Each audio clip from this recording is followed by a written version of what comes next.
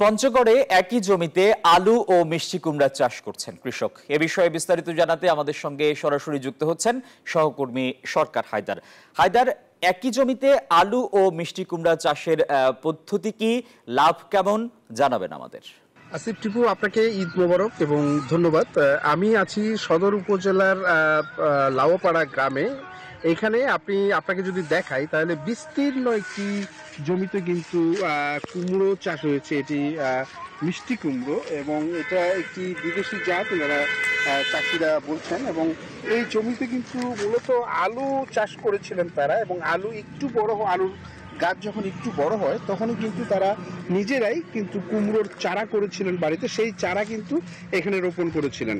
এখন আলু তুলে ফেলার পর এখন কিন্তু আমরা যেটা দেখতে পাচ্ছি যে কুমড়ো গাছে ভরে গেছে একদম ক্ষেত এবং সবুজ হয়ে উঠেছে এখানকার যে কুমড়ো, যে পুরো গ্রাম জুড়েই কিন্তু আমরা সবুজের ক্ষেত দেখতে পাচ্ছি এবং কুমড়ো চাষাবাদ দেখতে পাচ্ছি।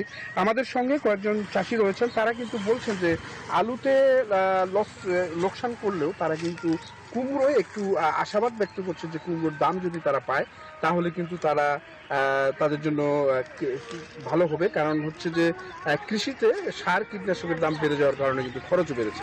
তো আমাদের সঙ্গে একজন আছেন চাষি, আসলে কিভাবে এই আলু এবং কুমড়ো কিভাবে করলেন? আসসালামু আলাইকুম, আমি পঞ্চগড় জেলার গোয়েন্দাবা ইউনিয়নের একজন চাষি। আমার নাম জয়নুল ইসলাম।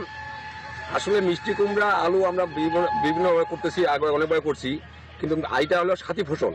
আমরা আলু করার পরে 1 মাস পরে মিষ্টি কুমড়া লাগাইছি। আলুর দাম তো বিশেষ একটা ভালো নাই, যে উৎপাদন খরচ। তো দাম কিরকম পাবেন? দাম কিরকম পাবেন বলে আশা করছেন? আমাদের তো আজকে একটা বীজ আলু ছিল, বীজ আলু এখনো রেট যদিও হয়নি।